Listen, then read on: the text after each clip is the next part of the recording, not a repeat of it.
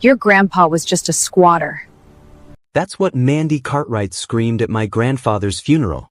While his casket was still being lowered into the ground, this 50-something fake blonde in a neon pink blazer stomped through the cemetery mud, pointing her press-on nail at my face, demanding I hand over the 900 acres Harlan just left me. The smell of roses and fresh dirt hung in the October air as she shrieked about community property and how I didn't deserve $3 million worth of prime farmland. She called my war hero grandfather, who earned this land fighting in Vietnam and farming it for 60 years, a squatter at his own funeral. Worst mistake of her life. Harlan didn't just leave me land. He left me a legal nuclear bomb that would vaporize anyone dumb enough to try stealing from his family. What would you do? Drop your location below. I promise your HOA drama doesn't end with federal prison time. Let me back up and tell you how I got here. My name is Casey Bloomfield. I'm 34, work remote IT consulting, and 3 months ago, I was living in a cramped city apartment, visiting Grandpa Harlan once a month like a beautiful grandkid. Now, I'm standing in his farmhouse kitchen, breathing in the lingering smell of his pipe tobacco mixed with decades of coffee stains, trying to process inheriting what amounts to a small kingdom. Harlan Bloomfield raised me from age 8 after my parents died in a car crash. This man, Vietnam vet, built like an oak tree, hands rough as tree bark from 60 years of farming, taught me everything that mattered. Every summer evening, we'd sit on that creaky front porch swing that groaned like an old ship. Him smoking his pipe, teaching me that land isn't just dirt, it's legacy. The inheritance blindsided me. 900 acres, 400 of mature timber worth more than most people's houses, 300 of pasture that could feed half the county, and 200 including the homestead where Harlan built his empire from nothing. The family lawyer confirmed what felt impossible. Nearly $3 million worth of property, owned free and clear. I spent that first week running my fingers through Harlan's old surveyor maps. The paper edges worn soft as silk from decades of planning. The musty smell of his map cabinet mixed with machine oil from his old surveying equipment told the story of a man who measured twice and cut once. Then Mandy Cartwright slithered into paradise. She'd invaded Millbrook Falls 3 years ago, bought the biggest McMansion in Creek-Eyed Meadows subdivision, one of those plastic palaces with fake columns and a garage bigger than Harlan's entire barn. Within 6 months, she'd crowned herself HOA president because nobody else wanted to referee her wine-fueled power trips. Here's what Mandy saw when she stared at Harlan's land from her deck every morning, wine glass in hand at 10 a.m. $signs. She wanted to transform all that wasted farmland into a luxury golf resort. Condos, spas, the full suburban cancer treatment.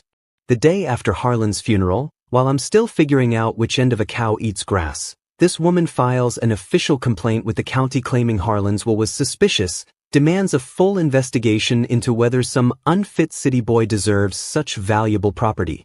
Then she really showed her class. Planted a hit piece in the local newspaper suggesting I'd sell out to toxic waste companies. Started her scare campaign about agricultural runoff poisoning subdivision wells and property values plummeting due to farm noise. The absolute cherry on top. She Googled how to steal farmland legally on the library computer and forgot to clear her browser history. Our librarian, sweet Mrs. Henderson, screenshotted that search faster than you could say evidence and texted it to half the county. But here's where Mandy made her fatal mistake. She assumed I was some soft city kid who'd roll over at the first sign of trouble. What she couldn't know was that Harlan hadn't just left me land. He'd spent 60 years building the perfect legal fortress, documenting everything, preparing for exactly this kind of vulture. See, Harlan survived 3 tours in Vietnam and 40 years of drought, floods, and government bureaucrats trying to steal his land.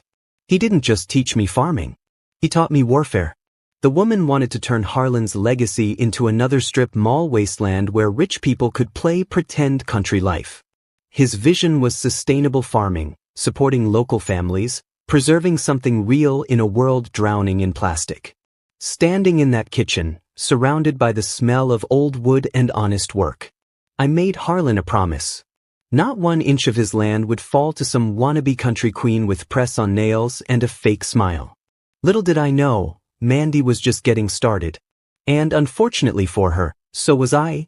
Mandy's opening move hit like a sledgehammer wrapped in legal paperwork.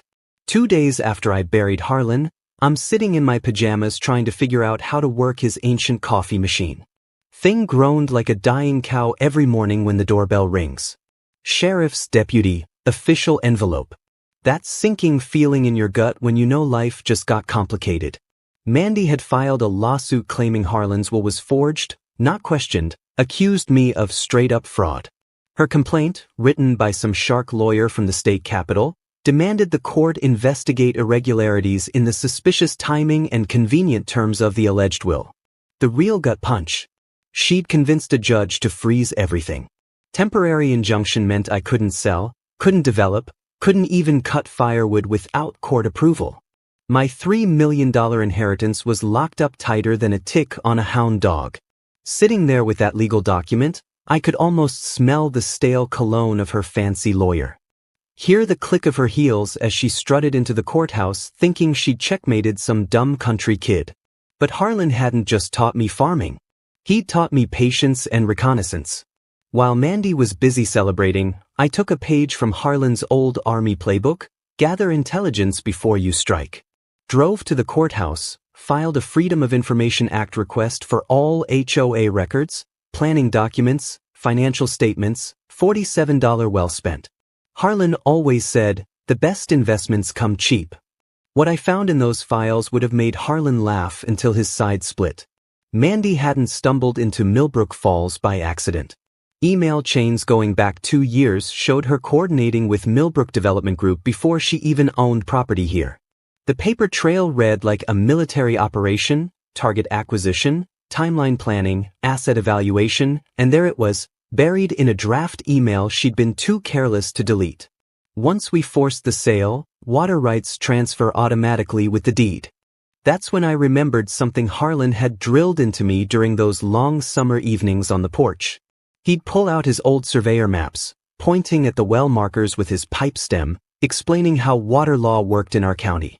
First in time, first in right, Casey. That's how they settled the West, and it's still law today. Harlan's 1962 well permit didn't just give us water. It gave us power over every drop that flowed through the subdivision. 40 years of legal precedents that trumped every fancy development plan Mandy could dream up. Without our water, her golf course was just expensive dirt. I called Mandy that evening, voice casual as sweet tea on Sunday. Hey neighbor, heard you're concerned about subdivision water quality. Funny thing happened when I was reviewing Harlan's old permits. The silence stretched longer than a country mile. Turns out the whole subdivision is actually dependent on our well system. Harlan's 1962 rights are senior to everything built after. Legally speaking, I could cut off water access tomorrow if I felt like it. The sound that squeaked through the phone reminded me of air leaking from a punctured tire. But hey, I continued, letting the implications sink in. I'm sure we can work something out. Neighborly cooperation and all. That's when Mandy's mask slipped completely. Within 24 hours, she'd launched a reputation war that would have impressed Joseph Goebbels. Social media exploded with rumors about the unstable city boy who couldn't handle rural responsibility. Anonymous Yelp reviews claiming dangerous ranch conditions. Fake safety complaints flooding the county offices faster than she could type them. The woman even tried planning a newspaper story about me planting some toxic waste facility. The desperation smelled stronger than the manure pile behind Harlan's barn. But here's what Mandy didn't understand about small communities. Loyalty runs deeper than her shallow schemes. Harlan had spent 60 years building relationships with people who remembered when he came back from Vietnam with nothing but determination and a purple heart. Nathan Klein, the newspaper editor, had shared coffee with Harlan every Tuesday for 2 decades. When he heard about Mandy's smear campaign, his journalist instincts kicked in like a bloodhound catching a scent. Sylvia from the diner started tracking every suspicious meeting in her back booth. Gus at the hardware store, Harlan's old army buddy, began noting unusual supply purchases. Mrs. Henderson at the library kept tabs on who was using computers for research about property law. By week's end, I had my own intelligence network that would have made the CIA jealous. The texture of small-town justice feels different from city scheming. rougher around the edges, but honest as oak bark. While Mandy was playing chess with lawyers and money, I was building something more valuable. Community support rooted in 60 years of trust. She wanted war, fine, but she was about to learn the difference between buying influence and earning respect. Mandy's next attack came dressed as civic duty, but it smelled like desperation mixed with her daily 10 a.m. wine breath. She'd somehow convinced the county to review our agricultural zoning. Suddenly, inspectors swarmed Harlan's land like locusts with clipboards, measuring everything from chicken coop distances to the exact angle of our barn roof. The woman had turned bureaucracy into a weapon. Her masterpiece filing noise complaints about our rooster crowing at sunrise in farm country where roosters have been doing their job since before Columbus got lost looking for India. But the real slap in the face came when animal welfare investigators showed up with a county camera crew claiming anonymous reports of unsafe conditions. I'm standing there watching some soft-handed city inspector examine Harlan's prize cattle like they were murder suspects, tasting that metallic bitterness that comes with pure rage.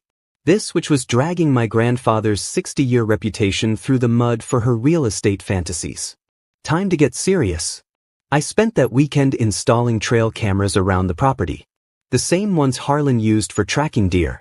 Except now I was hunting a different kind of predator. Something he'd said while we were fixing fence one summer stuck with me. Casey, the best way to catch a thief is to watch where they think nobody's looking. 48 hours later. Pay dirt. My cameras caught Mandy's pink Cadillac parked at our north gate at 11 p.m. Her stumbling around with a flashlight like some bargain basement private investigator. She was photographing everything. Water troughs, fence posts, even our compost pile. Building a case file like CSI Farmland Edition. But while she was playing amateur detective, I was doing real homework. Those HOA formation documents I'd been studying, pure comedy gold. Turns out Mandy's entire power structure was built on quicksand and wishful thinking. No proper state incorporation, no registered agent, no official voting procedures. Her board meetings were wine parties where she made decisions while her neighbors nodded along, too drunk or too polite to object.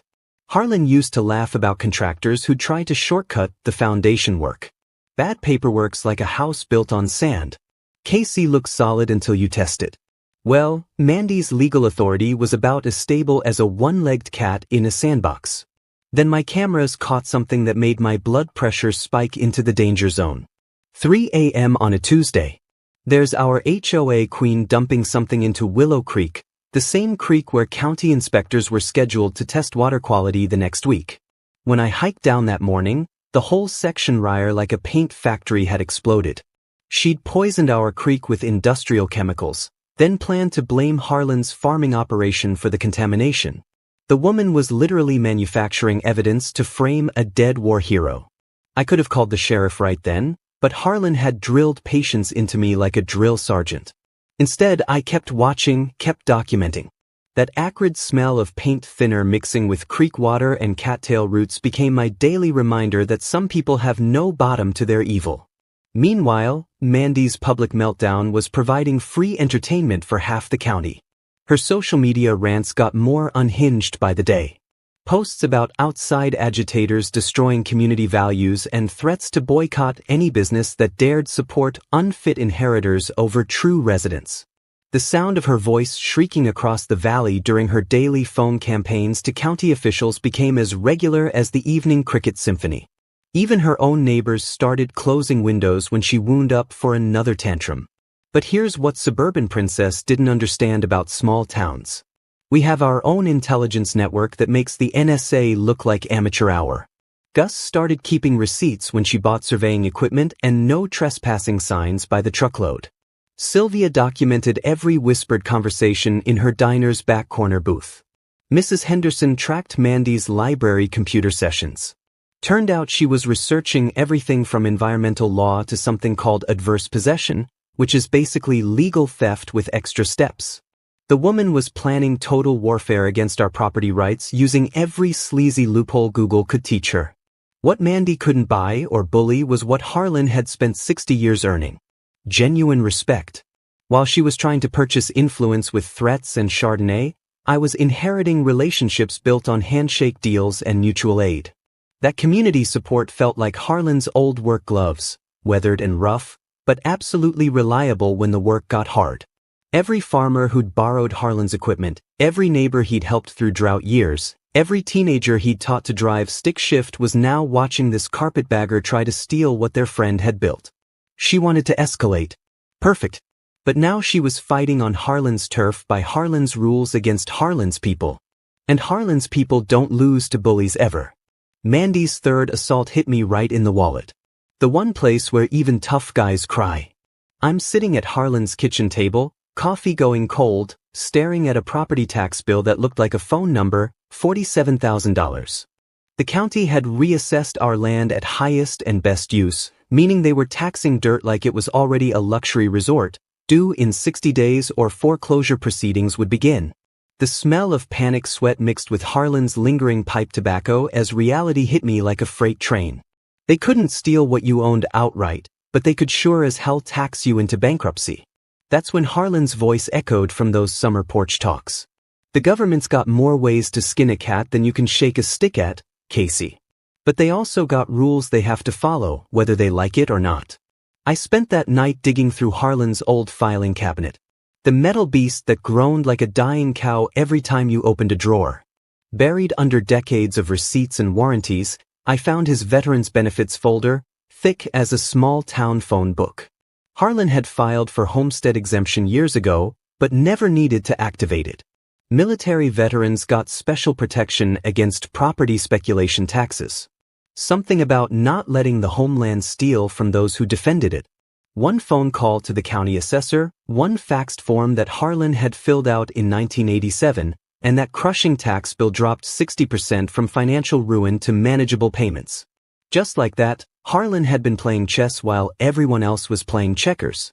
But while I was learning tax law the hard way, I decided it was time for professional backup. Harlan's life insurance, 25 grand he'd kept for when the wolves come calling, bought me the best private investigator money could hire. Trent Farley's office smelled like burnt coffee and justice. Former FBI agent who specialized in white-collar fraud, the kind of guy who could find dirt on a soap salesman. What Trent uncovered in 72 hours would have made Harlan howl with laughter. Mandy Cartwright was about as real as a $3 bill.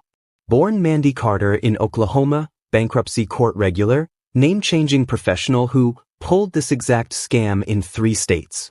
Her method was simple. Target elderly rural landowners, create legal chaos, partner with development vultures, disappear before the lawsuit started flying. Her LinkedIn still claimed she was a landscape consultant. Apparently planting 1/2 dead rose bush in her front yard qualified her as a rural beautification expert. The woman had about as much landscaping experience as I had performing brain surgery. But here's where it got interesting. Trent's investigation revealed Mandy's master plan, and it was more twisted than a mountain road. She wasn't just trying to force a cheap sale. She was planning to steal our land using something called adverse possession. Basically legal theft for patient criminals. The scheme was diabolical in its simplicity. Use legal harassment to drive me off the property, establish caretaker occupation through her development partners, maintain continuous presence for 7 years, then file for ownership based on abandonment. 7 years of squatting to steal $3 million, all perfectly legal if nobody fought back. Meanwhile, my small-town intelligence network was delivering information that would make the CIA jealous. Sylvia tracked suspicious meetings between Mandy and men in thousand suits who paid for coffee with corporate credit cards. Gus documented her purchases of professional surveying equipment way beyond what any real homeowner would need. Mrs. Henderson delivered the smoking gun, library computer records showing Mandy researching quiet title actions and landowner abandonment proceedings. The woman had been studying legal theft like it was her college major. But the most chilling discovery came from Trent's financial investigation. Mandy's development partners had already sold pre-construction condos worth $80 million, banking on guaranteed acquisition of Harlan's land. $80 million in investor money, riding on stealing from a dead war veteran. The audacity took my breath away faster than stepping into Harlan's old root cellar on a hot day. Sitting on that creaky porch swing that evening, Reviewing Trent's report by lamplight, I felt something shift inside me. The texture of real anger feels different from simple frustration. Rougher, more focused, like sandpaper against raw wood. Mandy had underestimated two things: Harlan's strategic preparation and the power of a community that remembered what loyalty meant. She thought she was playing against some grief-stricken city kid who'd fold at the first sign of trouble. What she couldn't know was that Harlan had spent 60 years building relationships based on handshake deals and mutual respect, creating an army of allies who didn't appreciate carpetbaggers trying to steal from their friends. Harlan always said the best defense was knowing your enemy better than they knew themselves. Time to prove that dead men could still win wars. The nuclear bomb that would vaporize Mandy's dreams was hiding in Harlan's recipe box. I'm cleaning out his kitchen drawers, sorting through 60 years of accumulated memories when I accidentally knock over this dented metal tin that had been camouflaged behind the salt shaker since the Carter administration. Recipe cards exploded across the linoleum like oversized confetti: Sylvia's apple pie, Christmas ham glaze, hangover cure soup, and there, folded smaller than a prayer card between Sunday pot roast and Depression-era cornbread, was a piece of yellowed legal paper that made my heart stop. Perpetual Agricultural Covenant, 1962. The document felt fragile as butterfly wings in my trembling hands, but the words were clear as crystal. Should the current owner or any successor attempt to alter the agricultural designation of said property for commercial, residential, or recreational development purposes, ownership shall immediately revert to the state for perpetual conservation. Every single acre forever. Harlan hadn't just bought farmland in 1962. He'd bought a legal time bomb with a 60-year fuse. And Mandy had been dancing on the trigger for months. The smell of old paper mixed with lingering pipe tobacco hit me like a religious revelation. Harlan had known this day would come. I called Dalton Reeves, Harlan's lawyer, my voice cracking like a teenager's. "Dalton, I just found something that changes everything. The Agricultural Covenant." He chuckled like he'd been waiting for this call his whole career. "Wondered when you'd discover Harlan's masterpiece. That document's been sitting in state files for 60 years, just waiting for some fool to try res zoning his land." The implications crashed over me like a cold wave. Any attempt to res zone would trigger automatic reversion. The state would get the land for free. Developers would get nothing and Mandy would get bankruptcy court. But Trent Farley's investigation had uncovered an even juicier detail that would have made Harlan howl with laughter. Millbrook Development Group, Mandy's secret partners, had already sold $80 million worth of pre-construction condos to investors. $80 million in contracts promising guaranteed lakefront luxury living and secured development rights. Mandy had personally signed guarantees that land acquisition was a done deal. If the development failed, she owed $2 million in personal liability to investors who trusted her promises. $2 million she was borrowing against a property that could never be developed. The woman was financially naked and didn't even know it. Trent's financial forensics painted a picture of spectacular stupidity. Mandy was living off hedge fund advance money, leasing that ridiculous pink Cadillac, even renting the furniture in her McMansion. She had about as much real wealth as a lottery ticket that hadn't been scratched yet. But here's the beautiful irony that would have made Harlan proud enough to dance a jig. Every legal action Mandy had filed, every zoning challenge, every development application, every environmental complaint was building the exact paper trail needed to prove intent to develop. The more she fought for res zoning, the stronger the case became for triggering Harlan's covenant. She was literally constructing her own legal execution. Sitting at Harlan's kitchen table that evening, holding his 60-year insurance policy in hands that smelled like old paper and justice, I finally grasped the full scope of my grandfather's strategic genius. He hadn't just protected the land, he'd created a trap so perfect that any greedy vulture who tried to steal it would destroy themselves in the process. The texture of ultimate victory feels smooth as silk and twice as satisfying. Harlan had spent decades preparing for this exact moment, knowing that eventually some carpetbagger would try to steal what he'd built. And when they did, they'd trigger their own annihilation. The war was about to end, and Mandy still thought she was winning. Time to assemble my war council and build the perfect trap for a wannabe land thief. First recruit Dalton Reeves, Harlan's constitutional lawyer who'd been sharpening his legal claws for 60 years waiting for this fight. The man was 70-some with eyes like a hungry eagle and a smile that promised courtroom bloodshed. He'd been Harlan's poker buddy since Vietnam and knew that some battles are worth savoring like fine whiskey. "Casey," he said, settling into his leather chair that groaned like Harlan's barn door. "Your grandfather didn't just leave you land. He left you a legal nuclear weapon, and all we need to do is hand Mandy the detonator." Second ally, Nathan Klein from the county newspaper, an investigative bloodhound who'd shared Tuesday morning coffee with Harlan for 2 decades. The man could smell corruption from 3 counties away. And the Mandy story had his journalistic instincts howling like a fire siren. "This isn't just local news anymore," Nathan explained, stirring coffee that looked thick enough to patch potholes. "I've got state capital contacts who will foam at the mouth over hedge funds targeting rural communities with fraudulent development schemes. But the real backbone of our operation was Harlan's informal intelligence network. 60 years of friendships built on handshake deals and mutual respect. Sylvia would monitor suspicious meetings over pie and coffee.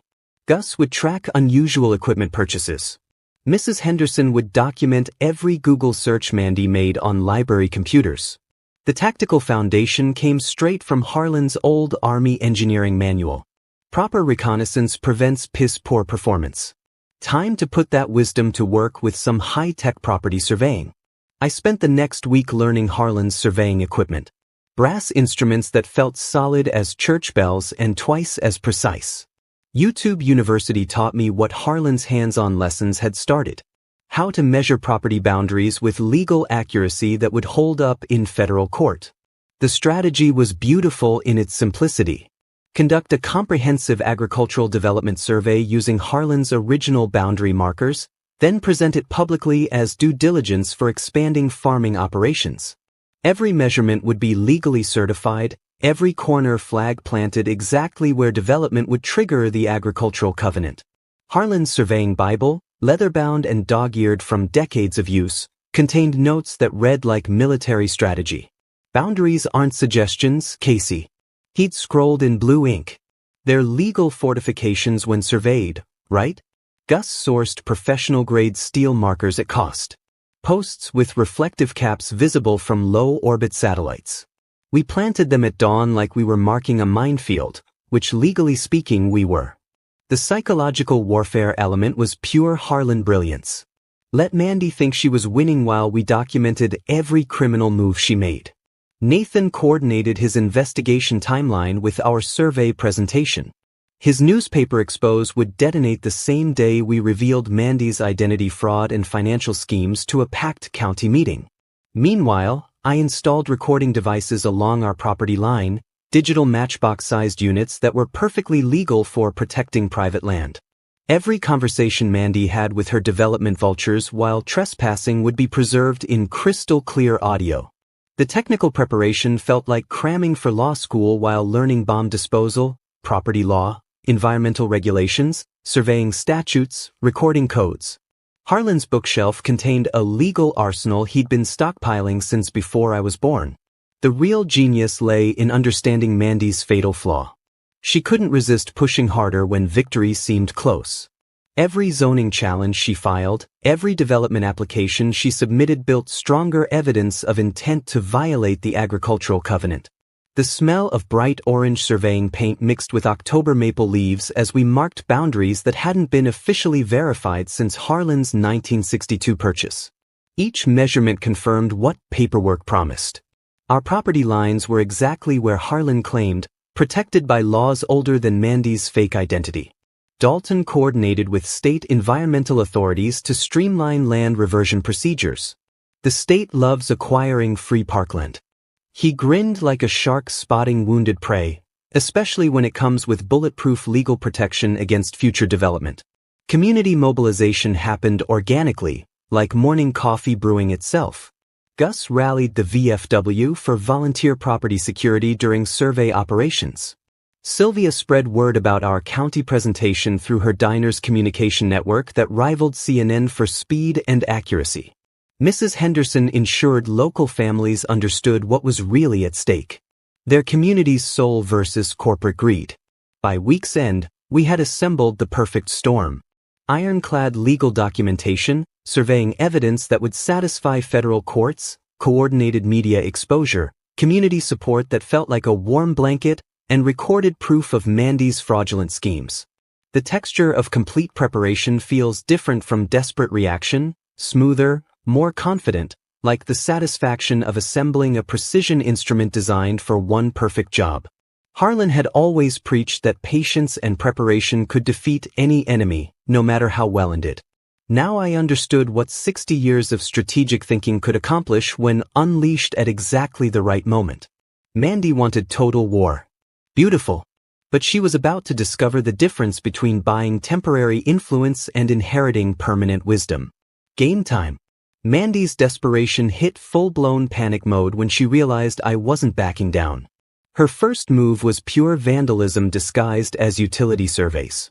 Suddenly, crews with official-looking hard hats were accidentally destroying our fencing while claiming to check power lines that hadn't needed maintenance since the Clinton administration. Chain link posts got mysteriously bent. Gate hinges disappeared overnight, and 100-year-old stone boundary markers somehow got relocated 50 feet onto our property. The smell of diesel exhaust and fresh paint from their fake utility trucks mixed with autumn air as these clowns pretended to work while actually documenting every inch of our land for Mandy's development plans.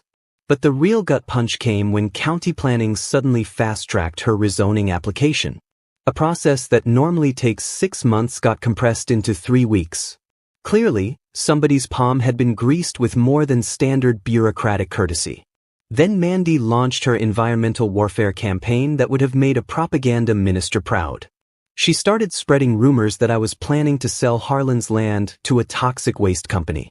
Posted fake environmental impact assessments on social media showing fictional pollution studies.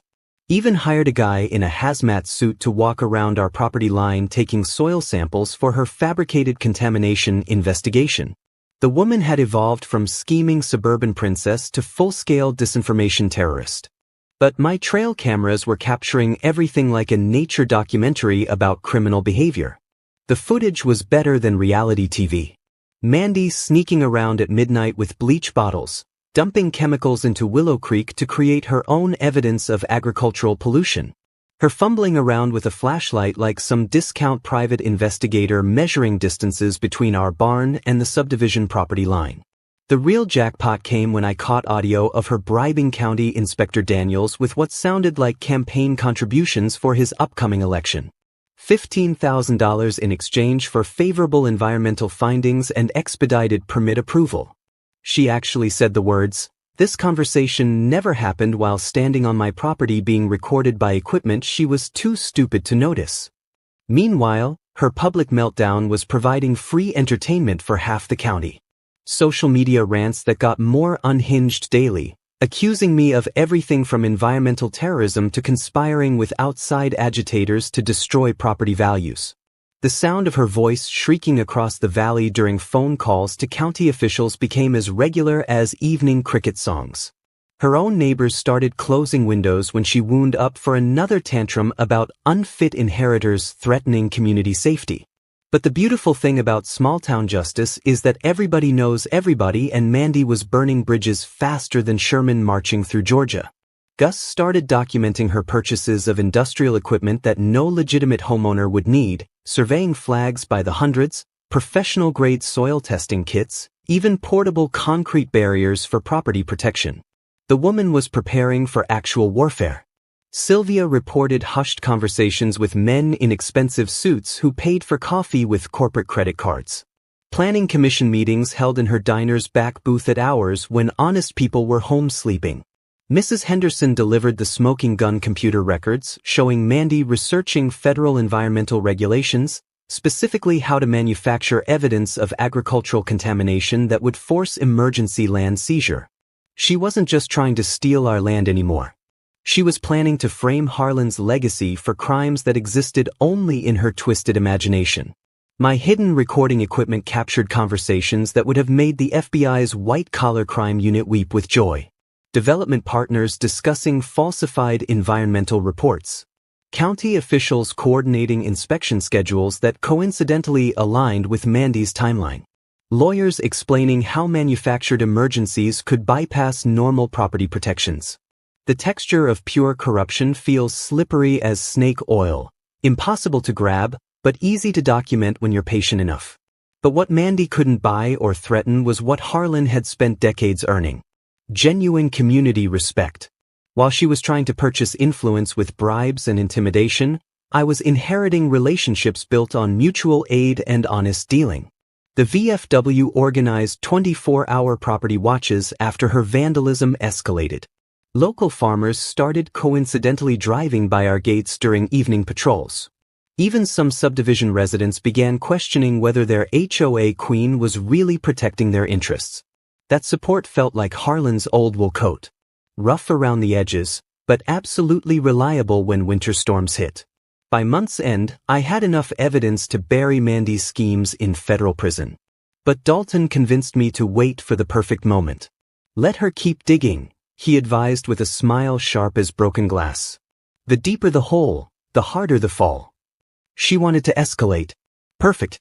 But every criminal move she made was being documented, recorded, and preserved for the legal reckoning that was coming faster than a summer thunderstorm. The woman was building her own case for federal prosecution, one felony at a time. Mandy's final desperate moves proved that cornered animals really are the most dangerous. The first sign she'd completely lost her mind came at 2 a.m. on a Tuesday when my security cameras caught 3 guys with crowbars trying to break into Harlan's old equipment barn. Not subtle about it either. Their truck headlights blazing like they were loading hay instead of committing felony burglary. When I called out from the house with Harlan's old hunting rifle visible in the porch light, they scattered like roaches when the kitchen light comes on. But not before my cameras got clear shots of their license plates and Mandy's pink Cadillac parked as a lookout vehicle down the road. The woman had graduated from legal harassment to hiring actual criminals. 2 days later, she tried to burn down Harlan's barn. I was working late on survey calculations when the smoke detector started screaming like a banshee. Rushed outside to see orange flames licking at the barn's south wall. The smell of gasoline so strong it made my eyes water. If Harlan hadn't installed that automatic sprinkler system back in the 90s, 60 years of family history would have gone up in smoke. Fire department responded faster than I'd ever seen. But the real evidence came from my security footage. Clear as daylight. Mandy's car parked behind the tree line at 1:47 a.m. Her stumbling around with what looked like gas cans, the flash of ignition that started the whole mess. The woman had committed arson on camera while wearing that ridiculous pink blazer that made her visible from space. But somehow, and this part still makes my blood boil, the county sheriff's department needed more investigation before filing charges. Apparently, attempted murder of a property owner wasn't urgent enough for immediate arrest when the suspect had connections to development money. That's when Mandy made her final fatal mistake. She tried to frame me for insurance fraud using forged documents that looked like they'd been created by a drunk kindergartner. She filed complaints claiming I'd burned my own barn for insurance money. Submitted evidence to the state fire marshal suggesting I'd staged the arson to avoid property taxes. The forgeries were so bad they might as well have been written in crayon. Wrong dates, impossible signatures, insurance policy numbers that didn't exist. But the fact that she tried it at all showed how completely she'd lost touch with reality. Meanwhile, my community support network had evolved into something resembling a militia. The VFW organized round-the-clock property patrols that would have impressed the National Guard. Gus coordinated equipment loans so we could repair fire damage faster than any insurance adjuster expected. Sylvia started serving free coffee to volunteers, turning barn reconstruction into the social event of the season. The texture of that community effort felt like Harlan's old quilts, individual pieces that seemed small until you saw the whole pattern. But the real turning point came when Nathan Klein's investigation finally went public. His newspaper expose hit like a bomb going off in church. Front page headlines. Local HOA president's criminal past exposed with sidebar stories about development fraud, identity theft, and connections to organized crime that made the whole county gasp over morning coffee. Nathan had traced Mandy's financial backing all the way to its source, a hedge fund with documented ties to money laundering operations in 3 states. The development company she'd been fronting wasn't just cutting corners. They were washing dirty money through rural real estate schemes. The FBI had already been investigating them for racketeering. Mandy had unknowingly made herself an accessory to federal crimes that carried decades in prison. The sound of federal agents parking outside her McMansion that Thursday morning carried across the valley like thunder before a storm. Black SUVs with government plates. Men in suits who looked like they could bench press small buildings. Search warrants that gave them permission to turn her fake palace inside out looking for evidence. Watching through binoculars from Harlan's front porch, sipping coffee that tasted like victory. I saw Mandy's entire world collapse in real time. Her pink Cadillac got impounded, her bank accounts frozen, even her rented furniture loaded onto trucks bound for evidence warehouses. By evening, she was sitting in county lockup, waiting for federal marshals to transport her to a facility that didn't offer wine service and fake-friendly HOA meetings. The smell of justice mixed with autumn leaves as I walked the property that evening, checking boundary markers that would never be threatened again. Every surveyor flag we'd planted stood like a small monument to Harlan's strategic genius. But the most beautiful part was watching her subdivision neighbors finally understand what their HOA queen had really been planning. Property values would have been destroyed by her development scheme, not protected. Their rural lifestyle would have been paved over for golf courses and strip malls. They'd been supporting their own destruction, charmed by a criminal who saw them as useful idiots. Now they knew the truth and they were mad as hell. The courthouse had never seen a crowd like this, standing room only, with overflow spilling into the parking lot and people watching through windows like it was the Super Bowl of small-town justice. County commissioners had scheduled an emergency meeting after the FBI investigation exploded across every news station in the state. Local TV crews set up cameras in the back, their bright lights making the old courthouse feel like a movie set. Federal agents sat in the front row, notepads ready, looking like they could arrest someone just by staring hard enough. And there was Mandy slumping into a back row seat wearing dark sunglasses and a brown wig that fooled exactly nobody. The woman who'd once strutted around in pink blazers demanding everyone's attention was now trying to disappear into courthouse paneling. Too late for that, sweetheart. Commissioner Mills called for order with his gavel, but the excitement buzzing through that room felt like electricity before a lightning strike. We're here to address recent allegations regarding development proposals and associated irregularities. That's bureaucrat speak for holy hell. What kind of criminal conspiracy was happening in our county? Dalton Reeves stood first, carrying a folder thick as a phone book and wearing the kind of smile that made defense lawyers wet their pants. Honorable Commissioners, I represent the Bloomfield estate, and we have evidence that will clarify recent misunderstandings. The projector screen lit up with security footage so clear it could have been a Hollywood production. There's Mandy at midnight dumping paint into Willow Creek. Close-up of her bribing County Inspector Daniels with an envelope thick enough to choke a horse. Audio recording of her planning to frame Harlan's legacy with manufactured environmental crimes. The gasps from the audience sounded like air being sucked out of a balloon. Ladies and gentlemen, Dalton continued, his voice carrying the authority of 60 years in courtrooms. You're watching attempted theft of a war veteran's property through fraud, environmental terrorism, and conspiracy with known money operations. But the real bombshell came when he displayed Harlan's 1962 agricultural covenant on that big screen. Any attempt to res zone this property triggers immediate reversion to state parkland. Mrs. Cartwright's development scheme was not just criminal. It was legally impossible from day one. The silence in that courtroom was so complete you could hear dust settling on the windowsills. That's when Mandy completely lost what remained of her mind. She shot up from her seat like someone had lit her chair on fire, pointing her finger at me and screaming loud enough to wake graves 3 counties over. This is unfair. I've worked too hard to let some unfit city boy destroy years of planning. The federal agents perked up like hunting dogs catching a scent. I deserve compensation for my efforts. Your grandfather was just a squatter anyway. Nobody should own that much land when developers can put it to better use.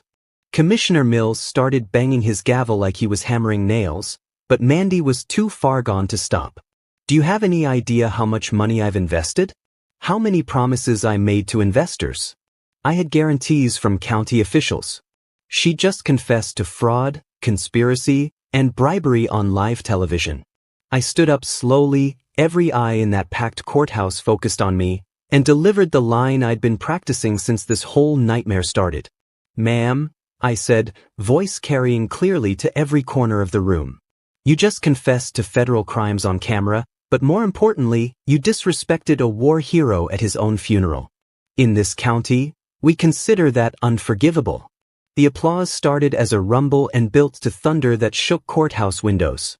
Standing ovation that went on so long, Commissioner Mills gave up trying to restore order. Through the chaos, I watched federal agents walk toward Mandy with handcuffs that gleamed under those TV lights. Her pink Cadillac was being repossessed in the parking lot. Apparently, even her car payments had been made with stolen investor money. The sound of those handcuffs clicking shut was sweeter than spring rain on dry farmland. County Inspector Daniels tried to slip out the back door, but federal marshals were waiting. Planning Commissioner Sutton resigned effective immediately, probably hoping cooperation might reduce his prison sentence. Nathan Klein's cameras captured every moment for the next day's newspaper, which sold more copies than any edition in the paper's 100-year history. But the most beautiful sight was Sylvia standing in the back with free apple pie for everyone who'd helped save Harlan's land. Gus was already planning a memorial fishing tournament for the new state park. Mrs. Henderson had organized a letter-writing campaign thanking federal investigators. Harlan's legacy wasn't just protected. It had become a rallying point for everything good about small-town values. Justice served with a side of apple pie, the way Harlan would have wanted it. 6 months later, I'm sitting on Harlan's porch swing, watching the sun rise over land that will never be threatened again. Coffee steaming in the crisp morning air when I get the call that makes everything perfect. Casey Dalton's voice crackles through the phone. "Mandy just got sentenced. 5 years federal prison, full restitution ordered." The judge called it one of the most brazen attempts at rural land theft he'd ever seen. Turns out federal judges don't appreciate criminals who target war veterans' legacies. County Inspector Daniels got 3 years and lost his pension. Planning Commissioner Sutton was banned from public office for life.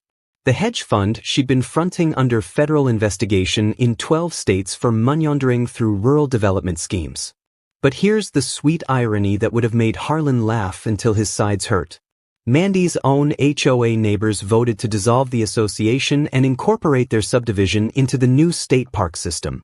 Turns out they preferred conservation over the kind of development that attracts federal raids. The community healing happened faster than I expected. Some subdivision residents sold their houses and moved closer to town, but others embraced genuine rural living. They started gardens, learned about sustainable farming, even volunteered for the agricultural education programs we established on Harlan's land. The smell of fresh lumber mixed with spring wildflowers as volunteers built the Harlan Bloomfield Memorial Conservation Center in the converted barn. Gus led the construction crew, all Vietnam veterans who worked for free because it's what Harlan would have done. The conservation project became everything Harlan had dreamed. 200 acres of public hiking trails winding through timber that had stood since before his grandfather was born. Educational programs teaching local kids about sustainable farming, water conservation, and the kind of land stewardship that built America. But the crown jewel was the scholarship fund we established with profits from selective timber harvesting. The Harlan Bloomfield Agricultural Scholarship gives full college funding to rural kids studying farming, conservation, or veterinary science. 25 students so far, each one carrying forward the values Harlan had lived by. The Veterans Retreat program filled the gap left by Mandy's destruction. Converted Barn became a peaceful space where combat veterans could find the same healing Harlan had discovered in honest farm work. Fishing in Willow Creek, now running cleaner than ever, working with livestock, learning that land can restore souls as well as feed bodies. I never did move back to the city. Harlan's farmhouse became home base for my expanded IT consulting business, serving clients from the same porch where he taught me life's most important lessons. Turns out, rural internet speeds had improved enough to run a tech business from anywhere. The texture of genuine peace feels different from the absence of conflict. Warmer, more solid, like sitting in Harlan's favorite chair that had molded itself to fit perfectly. Sylvia expanded her diner with a Harlan's Corner section featuring his favorite recipes and photos from 60 years of community involvement. Gus started offering guided tours of the conservation area, telling stories about Vietnam veterans who came home to build something lasting. Mrs. Henderson created a local history archive documenting how communities can protect themselves from outside exploitation. But the most satisfying update came last month when Nathan Klein won a state journalism award for his investigation into rural development fraud. His article series became required reading for FBI training programs about financial crimes targeting agricultural communities. The legal precedent from our case, Harlan's Law, they're calling it, has been cited in similar situations across 3 states. Agricultural covenants are now standard protection for family farms threatened by development pressure. Standing in Harlan's garden this morning, hands dirty from planting vegetables that will feed the Community Sense programs, I can smell his pipe tobacco mixing with honest soil and growing things. The creak of his porch swing sounds like contentment itself. Harlan had been right about patience, preparation, and the power of communities standing together against bullies. His 60-year investment in relationships and legal protection had created something that would outlast us all. Got another inheritance story brewing? Wait until you hear about the woman who tried to steal her stepson's food truck empire with a forged death certificate and got schooled by a 19-year-old who'd learned everything about business law from YouTube University.